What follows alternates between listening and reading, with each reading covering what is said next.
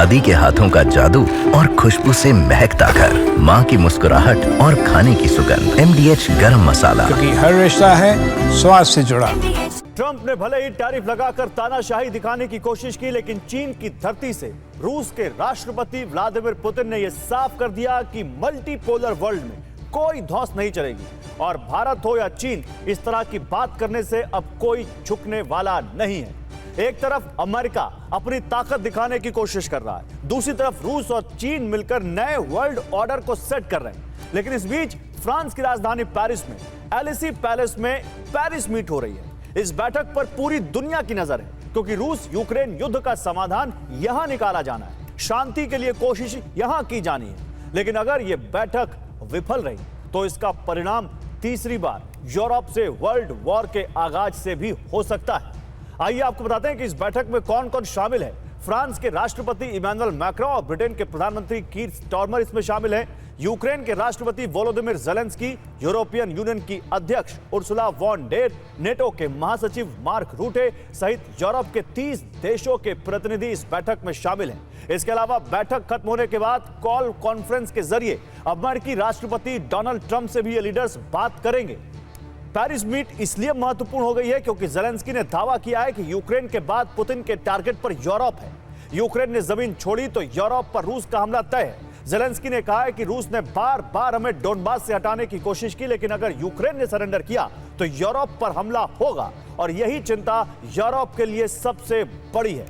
Paris meeting का मकसद साफ है, यूक्रेन को सुरक्षा गारंटी दी जाए, इस पर चर्चा होनी है। रूस यूक्रेन युद्ध का स्थायी समाधान निकाला जाए। यूरोपियन यूनियन यूक्रेन को कैसे सैन्य आर्थिक मदद और बढ़ाएगा, यह भी इस बैठक में तय होना है। इसके अलावा नेटो और यूरोपियन यूनियन की भूमिका स्पष्ट करना, अमेरिका और यूरोप के जैसा रणनीति बनाना और अगर भविष्य में ज़ेलेंस्की पुतिन बातचीत होती है तो उसकी तैयारी क्या होगी, इन सभी मुद्दों पर इस बैठक में बात होनी है। लेकिन इस बीच एक बड़ी खबर आई है, पुतिन की ज़ेलेंस्की और यूरोप को धमकी। ब्रेकिंग न्यूज, बातचीत फेल हुई तो रूस करेगा सबसे घातक हमला, यह कहा जा रहा है। सैन्य कार्रवाई से सुलझाएंगे मामला, यह पुतिन ने कहा है। हल नहीं निकला तो हमारे पास सैन्य विकल्प है, यह भी कहा है पुतिन ने। बातचीत से भी शांति का हल मुमकिन, यह भी पुतिन ने कहा है। और पुतिन ने कल चीन में कहा था कि भारत चीन पर टैरिफ लगाकर दबाव बनाने की कोशिश अमेरिका ना करे। अमेरिकी टैरिफ भारत चीन को कमजोर करने के लिए है। और पुतिन के इसी बयान पर जब पत्रकारों ने ट्रंप से सवाल पूछे तो कैसे वो भड़क गए। सवाल रूस पर कार्रवाई का था, जवाब भारत पर दबाव के और भारत पर टैरिफ लगाने को लेकर कहा दिया जा रहा है। ऐसे में सवाल ये उठने लगे हैं कि 2 विश्व युद्ध तो पहले ही यूरोप के लिए हुए, तो क्या अब तीसरा भी वहीं से शुरू होगा। इसलिए क्योंकि फ्रांस, ब्रिटेन और जर्मनी की सैन्य सक्रियता जिस तरह से बढ़ रही है, यूक्रेन के साथ यूरोप एकजुट है, तो वहीं दूसरी तरफ ट्रंप के टैरिफ से रूस पर आर्थिक बोझ का बढ़ना भी सामने है।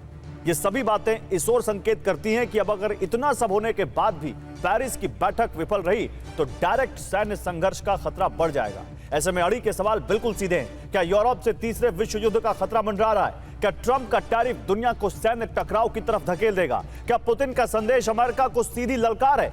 बात करने के लिए हमारे साथ मेजर जनरल अनुज माथुर है, रक्षा विशेषज्ञ, अचल कुमार मल्होत्रा है, फॉर्मर डिप्लोमेट हैं और एम्बेसडर हैं और फॉर्मर, और ये लंदन से इस वक्त हमारे साथ जुड़ रहे हैं, तो कह सकते हैं आप यूरोप से जुड़ रहे हैं। प्रोफेसर राजन कुमार है, विदेश मामलों के जानकार। पूर्णिमा नाथ अमेरिका से जुड़ रही हैं, रिपब्लिकन पार्टी से नाता रखती हैं, जियो पॉलिटिक्स को समझती हैं। युक्तेश्वर कुमार आप कह सकते हैं सिनोलॉजिस्ट हैं, बीजिंग से हमारे साथ जुड़ रहे हैं और ये भी चीन को बहुत अच्छे से समझते हैं। तो आपका भी स्वागत है युक्तेश्वर जी, आप सभी का स्वागत है। लेकिन शुरुआत जनरल माथुर आपसे करूंगा। जनरल माथुर, ये क्या है, ये पुतिन ने जो मैसेज दिया है, ये क्या है? क्या पुतिन कह रहे हैं? क्या उन्होंने साफ कह दिया है कि ट्रंप चाहे जो कर ले, हम भारत के साथ खड़े हैं, भारत, चीन और रशिया अब मिलकर टैरिफ का मुकाबला करेंगे, ट्रंप का मुकाबला करेंगे?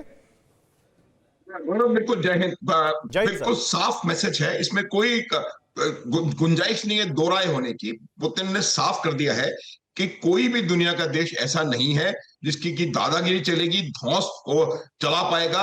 और जहां तक सवाल इस प्रकार के एक्शंस लेने का है, इन एक्शंस का भी असर आपको ग्राउंड पे उतना होता हुआ नजर, मैं ये नहीं कह रहा हूं गौरव कि इसका भारत के ऊपर कोई असर नहीं होगा, लेकिन उस असर से बच के निकलना संभव है। यही मल्टीपोलैरिटी की ताकत है।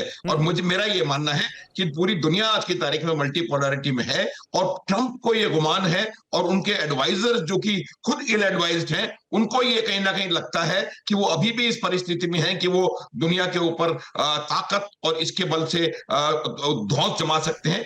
तो ये बिल्कुल साफ मैसेज गया है, न केवल ट्रंप का पुतिन की तरफ से गया है, बल्कि चीन और नॉर्थ कोरिया ने भी वहां पर एक बहुत क्लियर मैसेज दिया है कि ये नया वर्ल्ड ऑर्डर निकल करके सामने आ रहा है और अमेरिका किसी भी प्रकार से इस ऐसे दादागिरी करके नहीं रह सकता है। सोल्यूशन अगर ढूंढना है तो आपको अपने जो सोच है उसको मेल्ट डाउन करना पड़ेगा, उसको समझना पड़ेगा कि किस प्रकार ट्रंप से पूछते हैं जवाब सवाल रूस के बारे में कि आपने क्या कार्रवाई की है, वो जवाब भारत पर कार्रवाई को देकर देते हैं।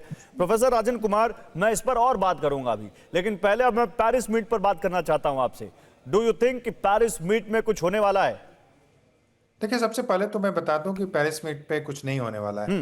आपने शायद एक खबर पे ध्यान नहीं दिया है, शायद उस पे रिपोर्ट भी आपने किया कि नहीं मुझे नहीं पता, कि फ्रांस की आर्थिक स्थिति बहुत खराब है। वहां के फिनांस मिनिस्टर बोल चुके हैं कि उनको अभी सहायता, IMF की सहायता की जरूरत पड़ सकती है। तो कब तक उनकी सरकार टिकेगी मैक्रो की, यह भी कहना मुश्किल है। और आप यह मान के चलें कि बिना रूस के कोई समझौता हो जाएगा, बिना अमेरिका के कोई समझौता हो जाए, तो ऐसी बिल्कुल भी संभावना गौरव नहीं है। और मुझे नहीं लगता है कि पेरिस से कुछ भी निकल के आएगा। ये बोल रहे हैं कि जब युद्ध खत्म हो जाएगा उसके बाद सैनिक भेजेंगे। अब सवाल अगर कुछ होना नहीं है तो ये इतना बड़ा जमावड़ा लग क्यों रहा है? उनको केवल दिखाना है कि वो यूक्रेन के साथ खड़े हैं, उनको बताना कि नाटो अभी भी इंपॉर्टेंट है। लेकिन फ्रांस की हालत खराब है, मैं बता दूं, पॉलिटिकली और इकोनॉमिकली भी। तो आप कह रहे हैं कि पेरिस मीट से कुछ होने वाला नहीं? जी नहीं, बिल्कुल भी नहीं। ज़ेलेंस्की को कुछ मदद मिलेगी? ज़ेलेंस्की को मदद यही मिलेगी कि कुछ उनके वेपन्स देंगे यूरोप अमेरिका से खरीद के, कुछ उनको फाइनेंसेस भी देंगे। और कमिट करेंगे कि वो अगर युद्ध खत्म होता है तो वहां पे उनकी सिक्योरिटी के लिए क्या फोर्सेस भेजेंगे। ये ब्रिटेन और फ्रांस ने कुछ कमिट किया है। तो चलिए सीधे वहां चलते हैं जहां पर ये मीटिंग हो रही है। हालांकि पर्टिकुलर देश नहीं है, लेकिन यूरोप का हिस्सा तो है ही। अचल सर, क्या लग रहा है आपको वहां से बैठकर सेंस? कीर स्टॉर्मर भी गए हैं वहां पर पेरिस, वो भी उस पेरिस मीट में शामिल हो रहे हैं। क्या प्रोफेसर राजन कुमार की बात से आप भी सहमत हैं, अम्बेसडर मल्होत्रा, कि कुछ नहीं होने वाला? नहीं गौरव जी, बात मैं उस हद तक सहमत हूं कि ये तो वन साइडेड डिसीजन है ना। ये यूरोपियन जो कंट्रीज हैं, जो अलाइज हैं, नेटो अलाइज हैं, ये मिलकर जो स्पेसिफिक्स ऑफ सिक्योरिटी गारंटीज की बात जो डोनाल्ड ट्रंप और पुतिन की मीटिंग के बीच में निकल के आई थी, उसमें बात करने गए हैं कि स्पेसिफिकली बताओ कि सिक्योरिटी गारंटी से क्या मतलब है। इवन इफ अगर मान लीजिए इनमें आपस में कंसेंसस हो जाता है यूरोपियन अलाइज के बीच में कि हम सिक्योरिटी गारंटीज के नाम पे ये और ये करेंगे, इसमें बूट्स ऑन ग्राउंड हो सकते हैं और भी बहुत सी चीजें हो सकती हैं। नेटो का जो आर्टिकल 5 है उसकी तर्ज पे कोई सुरक्षा गारंटी की बात हो सकती है। बट फेलियर और सक्सेस डिपेंड करेगी कि पुतिन उस पर क्या रिएक्ट करते हैं। उस पर पुतिन की भी तो सहमति होना बहुत जरूरी है ना। तो आप इसे एक प्रोसेस का हिस्सा देखिए जो डोनाल्ड ट्रंप और पुतिन की मीटिंग के बाद से शुरू हुआ है, जिसमें दो टेरिटोरियल जो इशू है वो मेरे हिसाब से ज्यादा इंपॉर्टेंट है। सिक्योरिटी गारंटीज के ऊपर सहमति बन सकती है। सवाल यह है कि टेरिटोरियल जो इशू है कि क्या यूक्रेन आसानी से अपनी जमीनें छोड़ देगा या फिर कोई ऐसा स्टैंड स्टिल एग्रीमेंट होगा कि फिलहाल जो है डील हो गई, इसे चलने दीजिए, एक कमीशन बनाएंगे, वहां बैठ के बात करेंगे। देखिए, यूरोप को खतरा ये है कि जो भी होगा, ये जो भी पीस डील होगी वो वन साइडेड नहीं होनी चाहिए। उसमें ऐसा नहीं लगना चाहिए कि रशिया ने फोर्स का इस्तेमाल करके यूरोप ने अपनी मर्जी से अपनी मनमानी करी और अपनी शर्तों पे एक पीस डील कर ली, क्योंकि ये बड़ा बैड प्रेसिडेंट बन जाएगा। ठीक है।